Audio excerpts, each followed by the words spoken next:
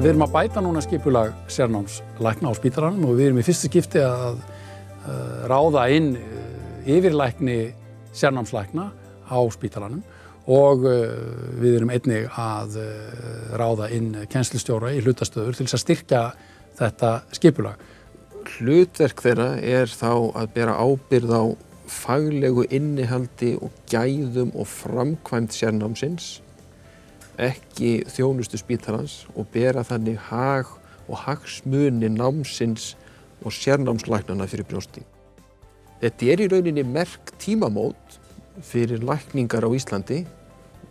Þetta í fyrsta skipti sem að þetta ákveðna fyrirbæri sem sérnám lækna fest innan skipurits eða skipulags þjóðarsjúkrahússins og þar fólk þá ráðið í föst stöðuhlutföll með vel skilgreinda starfslýsingu þar sem fram kemur ábyrgð, hlutverk og svo framvegis. Það mikilvægt að hafa námslækna á spítalanum til þess að nýta tíma þeirra betur á meðan þeir eru hérna heima. Þetta bara mjög góð grunnlæknisfræði sem að fær góða þjálfun í. Eitt meginmarkmiðið með sérnámi að tryggja viðeigandi og jafna mönnun til framtíðar. Við erum kannski þessi framveggur í þeirri starfsemi sem að eiga sér stað. Ekki bara létti undir öðrum læknum á spítalanum, heldur líka bara hjálpi spítalanum heild sinni og klárlega gerir þjónustunum sjúklingana betri. Ef að sérnámi myndi skyndilega hætta þá held ég að spítalinn myndi ekki ganga upp.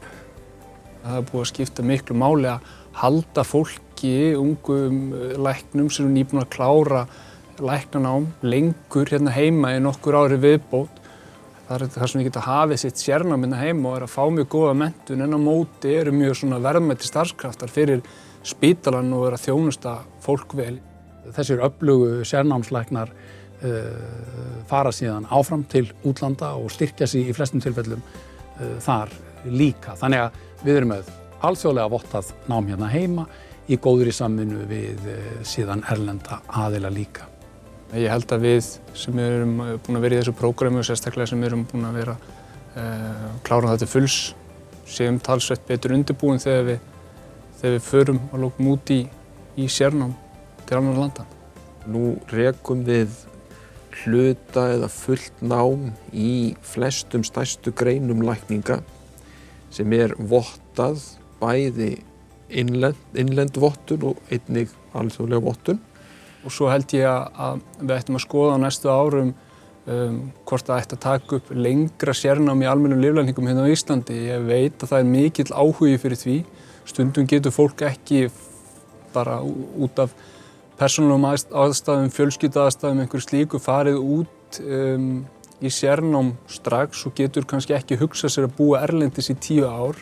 Það kannski helsta í sérnáminu sem mætti bæta að þetta endar allt í einu þannig eftir 3 ár. Þó ég held að það sé gott fyrir fólk að fara út á einhverju tímapunkti þá held ég að við ættum klárlega að geta lengt þetta tímabil. Nú í þessu mikilvæga verkefni þá erum við í ákaflega góðri samvinnu sem við erum mjög þakklátt fyrir og samvinnan mest við Háskóla Íslands, við Sjúkrahúsið á Akureyri og síðan við Heilbrigðisráðuneytið og við erum einnig svo heppin að vera í mjög góðu samstarfi við félag okkar í heilsugæslunni og með þeim sem stýra heilsugæslunni og menntun þar erum við í mjög mikilvægum viðræðum núna saman með heilsugæslulæknunum í viðræðum við ráðuneytið, heilbrigðisráðuneytið fjármögnun á sérnámi lækna og höfum mætt miklum og góðum skilningi hjá heilbrigðisráðherranum hvað varðar þessi mál og við erum auðvitað sérstaklega þakklátt fyrir það.